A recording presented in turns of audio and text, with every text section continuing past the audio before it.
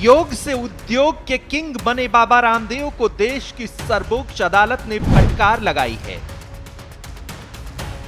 Ramdev ji, supreme court में झूठ क्यों बोला आपने? कोरोना में कोरोनिल का चमत्कार दिखाने वाले रामदेव अब अपने फैलाए भ्रम पर माफी मांग रहे हैं। भ्रामक विज्ञापन केस में सुप्रीम कोर्ट में कस दिए बाबा रामदेव के पेंच।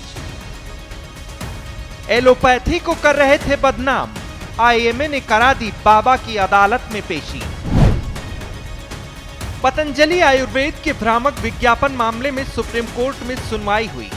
योग गुरु बाबा रामदेव और पतंजलि आयुर्वेद के एमडी आचार्य बालकृष्ण शीर्ष अदालत पहुंचे। सुप्रीम कोर्ट ने उचित हलफनामा दाखिल नहीं करने और नियमों को अनदेखी करने के लिए बाबा रामदेव और बालकृष्ण को जमकर फटकार लगाई। साथ ही एक हफ्ते के भीतर हलफनामा दाखिल करने की अंतिम चेतावनी दी। मामले की अगली सुनवाई अब 10 अप्रैल को होगी। बाबा रामदेव कोर्ट के आदेशों का मजाक बना रहे थे, लेकिन जब सुप्रीम कोर्ट ने सख्ती दिखाई तो बाबा रामदेव हाथ जोड़कर माफी मांगते नजर आए। रामदेव ने कोर्ट में कहा कि हम हाथ जोड़कर माफी मांगते हैं। कोरोना महामारी के दौरान जब देश दुनिया भीषण बीमारी का सामना कर रही थी, तब बाबा रामदेव अपनी जड़ी बूटी से महामारी को जड़ से खत्म करने का दावा कर रहे थे। देश और दुनिया के बड़े बड़े वैज्ञानिक दिन रात जागकर वैक्सीन बनाने की जद्दोजहद में लगे थे, तो बाबा रामदेव आयुर्वेद के खजाने से कोरोनिल ले आए थे। प्रचार में बाबा के साथ कुछ केंद्र सरकार के मंत्री लगे थे। दावा था कोरोनिल अपनाइए और कोरोना को भगाइए। रामदेव ने कोरोनिल दवा को लेकर भ्रामक प्रचार किया, साथ ही एलोपैथी और कोरोना की अन्य दवाइयों को बदनाम करने का भी काम किया, जिसके विरोध में इंडियन मेडिकल एसोसिएशन ने सुप्रीम कोर्ट में 17 अगस्त 2022 को एक याचिका दायर की। इसमें कहा गया कि पतंजलि ने कोविड वैक्सीन और एलोपैथी के खिलाफ नेगेटिव प्रचार किया। वहीं खुद की आयुर्वेदिक दवाओं से कुछ बीमारियों के इलाज का झूठा दावा भी पेश किया है। मामला सुप्रीम कोर्ट में पहुंचा तो सुप्रीम कोर्ट में सुनवाई भी शुरू हुई और अब बाबा रामदेव अपने झूठे प्रचार की वजह से घिरते नजर आ रहे हैं। सुप्रीम कोर्ट ने न सिर्फ बाबा रामदेव को फटकार लगाई, बल्कि उन्हें सुप्रीम कोर्ट के सामने माफी भी मांगनी पड़ी। जस्टिस हिमा कोहली और जस्टिस अहसानुद्दीन अमानुल्लाह की बेंच ने मामले की सुनवाई की। सुप्रीम कोर्ट ने कहा कि आपने पिछले नोटिस का जवाब ही नहीं दिया। हम दस्तावेज देख रहे हैं जिसमें कहा गया है कि जवाब न देने पर कंपनी और मैनेजमेंट के खिलाफ कंटेम्प्ट का केस क्यों न चलाया जाए। कोर्ट ने बाबा रामदेव और दूसरे आरोपी का एफिडेविट मांगा। सुप्रीम कोर्ट ने पतंजलि और आचार्य बालकृष्ण को अदालत के नोटिस का जवाब नहीं देने पर कहा कि यह पूर्ण अवहेलना है। सुप्रीम कोर्ट ही नहीं, देश भर की अदालतों से पारित हर आदेश का सम्मान होना चाहिए। आपको इस मामले में हलफनामा दायर करना चाहिए था। अदालत ने कहा कि आपको अदालत में दिए गए आश्वासनों का पालन करना होगा। आपने हर सीमा लांघ कर रख दी है। वहीं अदालत ने केंद्र पर भी सवाल उठाए। उसने कहा कि आश्चर्य की बात यह है कि जब पतंजलि यह कहकर शहर शहर जा रही थी कि एलोपैथी में कोविड का कोई इलाज नहीं है, तो केंद्र ने अपनी आंखें बंद रखने का फैसला क्यों किया। सुप्रीम कोर्ट ने भ्रामक प्रचार मामले में कड़ा रुख अपनाया है। अदालत ने कहा कि उसे रामदेव और बालकृष्ण के खिलाफ झूठी गवाही का मामला भी शुरू करना चाहिए, क्योंकि हलफनामे के साथ दस्तावेज जोड़ने की बात कही गई थी, जबकि दस्तावेज बाद में तैयार किए गए। यह झूठी गवाही का स्पष्ट मामला है।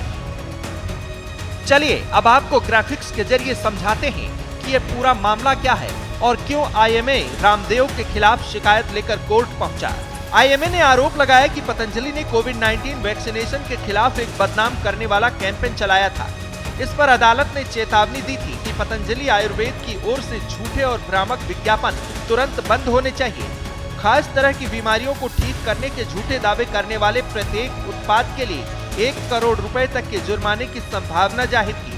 कोविड-19 महामारी के दौरान एलोपैथिक फार्मास्यूटिकल्स पर अपनी विवादास्पद टिप्पणियों के लिए आईएमए की ओर से दायर आपराधिक मामलों का सामना करने वाले रामदेव ने मामलों को रद्द करने के लिए सुप्रीम कोर्ट का रुख किया था।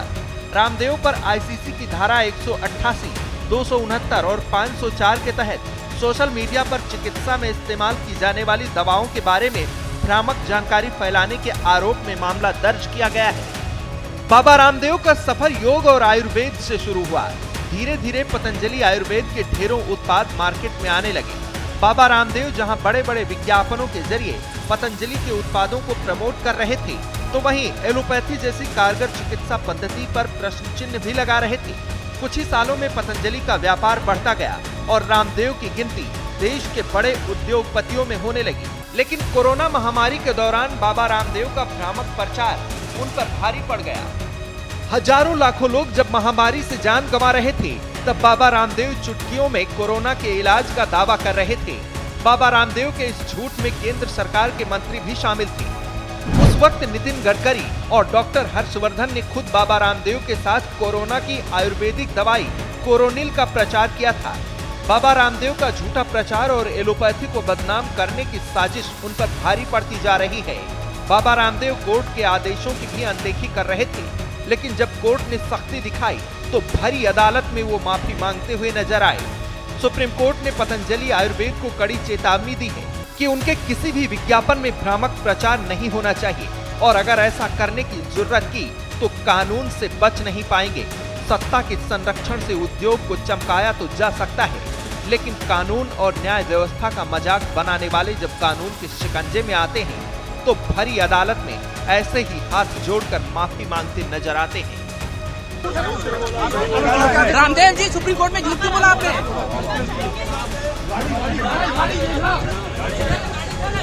माफीनामे को अस्वीकार कर दिया सुप्रीम कोर्ट ने। सुप्रीम कोर्ट ने आपके माफीनामे को अस्वीकार कर दिया, क्या कहोगे? श्रेष्ठ उत्तराखंड पर खबरों से जुड़े रहने के लिए चैनल को सब्सक्राइब करें, बेल आइकन दबाएं और देखते रहें श्रेष्ठ उत्तराखंड।